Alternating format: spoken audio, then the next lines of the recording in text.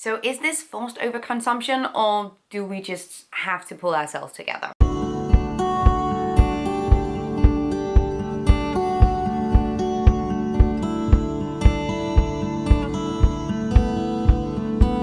Hello everybody and welcome back to my channel. My name is Gita Marie and today we have to talk about overconsumption.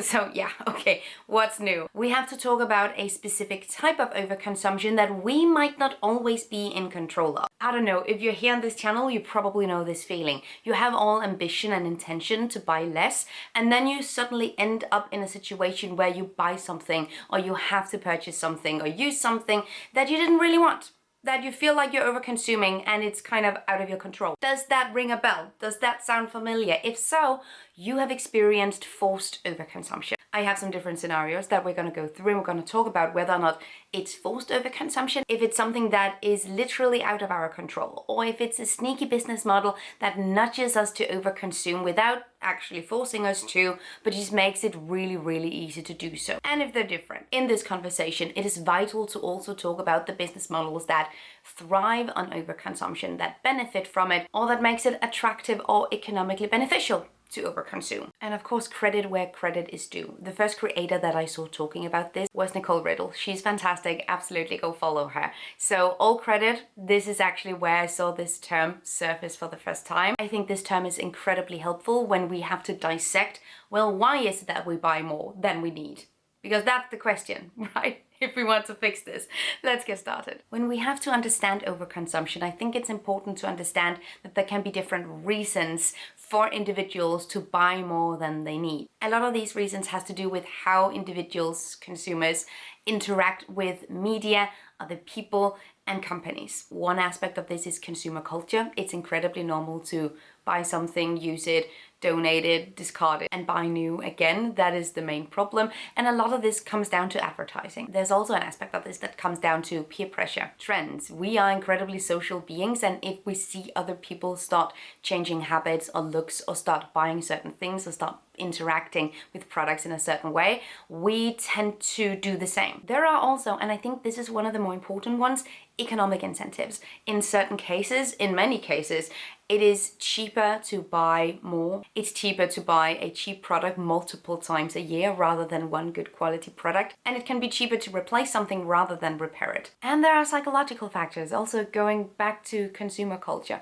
retail therapy, trying to mend your feelings by buying something. And you know, I cannot talk about overconsumption without mentioning the absolutely important aspect of social media and consumption-focused content, like fashion hauls. These are just some of the things that normalize a certain level of volume of spending, which over time leads to overconsumption, something that exceeds what is necessary, or, and this is kind of a subjective term, I realize, reasonable. And why is this important? Why can't people just spend their money how they see fit? Why do I or other people get to judge or determine what is or isn't necessary for someone? Why can't we just stick to our own lanes and let other people buy whatever they want to buy? That is all because of planetary resources, which in very simple terms just means that we have a very finite amount of resources on this planet, and we use it really, really stupidly. When we buy something, we do not buy things in a vacuum. We buy things based on other people's labor, and while we produce these things, we emit greenhouse gases and we pollute the environment, and we pay people slave labor wages to do it.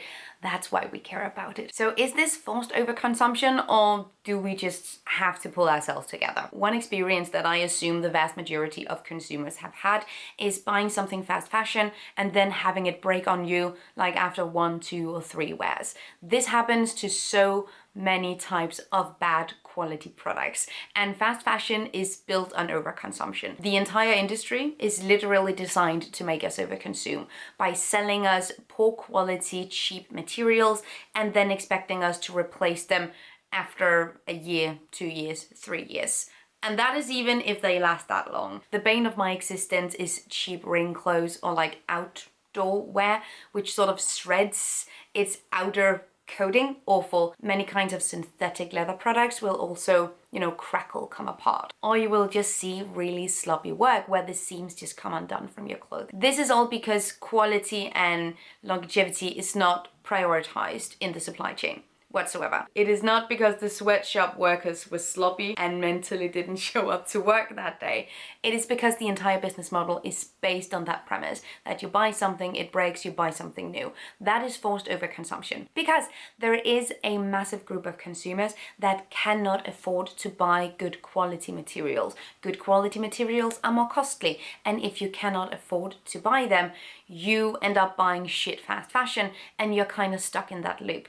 However, there's also a massive aspect of, boo, what are you doing? Get yourself together. Consumers are actually very likely to spend a lot of money on clothing, but that we value quantity rather than quality. We would prefer 15 new items rather than 3. And if you're stuck in that loop, it's really difficult to get out. As always, I recommend thrifting, pre-loved, clothes swaps, donations. There are actually ways of breaking the loop of using fast fashion. There are ways of minimizing or reducing. And this always makes me vastly unpopular, but it's actually not a human right to be able to buy cheap clothing. Whatever hellscape platform is trending, it is really important to recognize and to be aware of the fact that we actually do not have the right to be able to afford clothing over and over and over again, because that means we exploit other people's labor. Clothing is vastly available. We do not lack clothing. On the contrary, we have way too much. With all of this in mind, the fast fashion industry is still forced overconsumption. Let's also talk about loyalty programs. Certain platforms and subscriptions where the business model sort of depends on you coming back to the same place in order for you to earn awards, discounts, any kind of, special benefits. It keeps you coming back, but what it also does is that it manufactures new excuses and ways for you to overconsume. It is sneaky overconsumption, if anything. But to my knowledge, these things are very rarely essentials or life necessities, but more so beauty products or hotel stays or, airline tickets, that kind of thing. I think that is sneaky overconsumption. I don't think it's forced because you don't have to buy any of these things. It's typically more so like luxury consumer products. I don't know, do they have loyalty programs for grocery stores? Now, this is a personal vendetta that I have.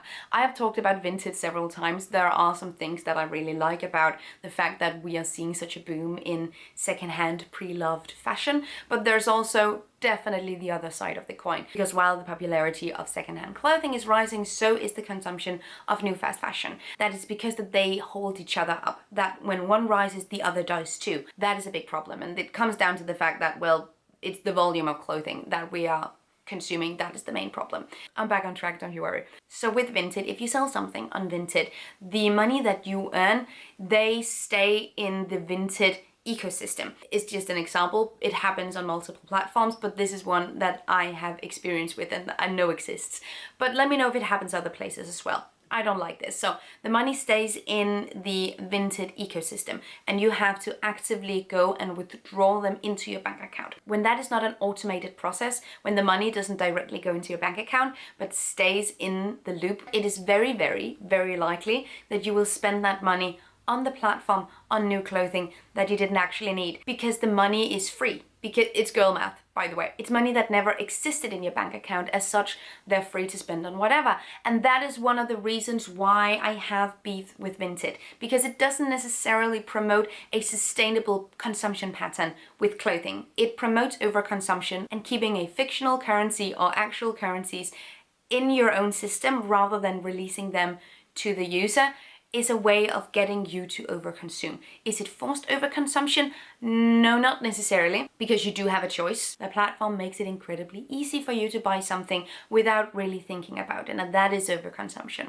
And as such, that is sneaky as fuck. Now, something that is without a doubt forced overconsumption is planned obsolescence. This is something that happens to many types of products, but you probably know it best from your electronic devices, your tech. What happens is that we design things to break. We design things to degrade over time, and that forces you to buy something new. Even if you wanted to keep the same phone for decades, that would be incredibly difficult. Not to say that it is never not possible, but it would be incredibly difficult if you wanted to use it as a phone. If you wanted to access the apps that you're using, if you wanted to stream, if you wanted to go online, you want to use it as a phone and benefit from the function of the phone. It is incredibly difficult to stick to something. It doesn't have to be that way. And there's always, some tech bro in my comments going, well, we actually have to do it this way. Well, actually we don't. actually this is something that just makes more money, so that is why we are doing it. That is also why we're seeing a new iPhone drop. Again, planned obsolescence in any capacity is absolutely forced overconsumption. It literally forces you to buy something that you would otherwise just not have bought. Coming back to the repair part, especially so with electronic devices and any kind of tech, any kind of appliance, it is so expensive to get it fixed. Sometimes the spare part doesn't exist. If it exists, it can cost the same as a brand new washing machine altogether. That is planned obsolescence. They do this on purpose because they would rather sell you a new washing machine rather than have you repair the one that you got. That is forced overconsumption. And that is intensely frustrating. There's also the discounts that depend on you buying more. So you unlock the discount if you buy 2 for 3 or you buy 3 for 5, etc. And I'm torn because I often see these kinds of offers with things that are not necessary. That is definitely a problem, but it can also be a really handy thing if you're on a budget. So I would say this can be used as a sneaky marketing tool, but it has to be up to the individual whether or not they need this thing to begin with. On the other hand, family-sized packaging or value packs as the only option in a supermarket, to me, feels like forced overconsumption. There's absolutely no way that I am able to eat 3 kilos of carrots or 2 kilos of oranges. We are 2 people living in my house, and if I go to a supermarket, that tends to be the only way I can buy carrots or potatoes, or I can buy oranges. I can get preppy with it and make sure that I store things differently, or that I make jam, or that I ferment, or that I pickle.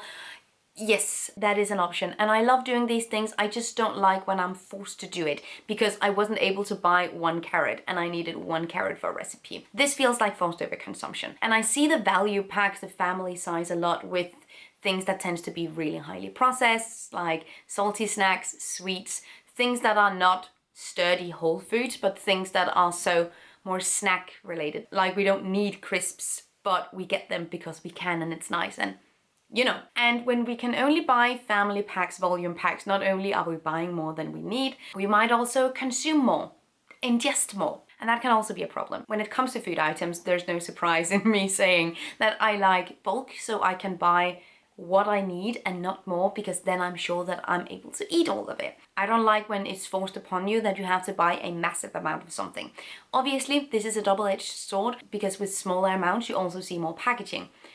I know, but this is specifically when it comes to the amount of things. I would definitely prefer that I could buy a couple of oranges or a couple of potatoes instead of buying a whole bag. It feels like overconsumption that's forced on me, and worst case scenario, you have to discard something that you weren't able to finish. And I feel like that means we're leaning into forced overconsumption territory. And one last sneaky thing that I could think of in terms of how companies and brands make us buy more than we need is frequent drops or launches, collections dropping, different kind of seasonal colors, seasonal decor, fragrances, new flavors, new scents.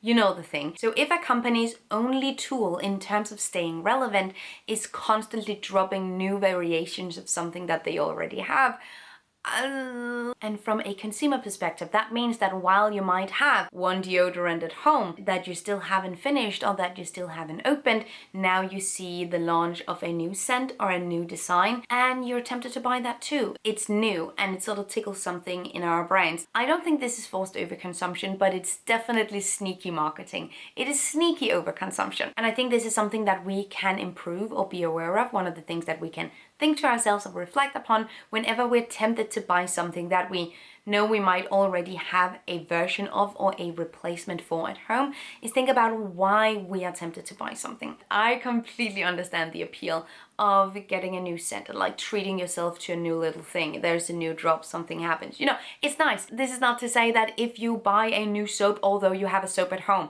the world collapses. That's not the point. That's definitely not what's gonna happen. But this is in order to understand what companies are doing. And I would say that that is sneaky overconsumption. It's on us to filter and sort our way through that kind of marketing, but it's definitely there on purpose. I would love to hear if you have any examples of forced overconsumption or sneaky overconsumption. And I would like to know if you agree with my verdict on what is forced and what is sneaky in this video.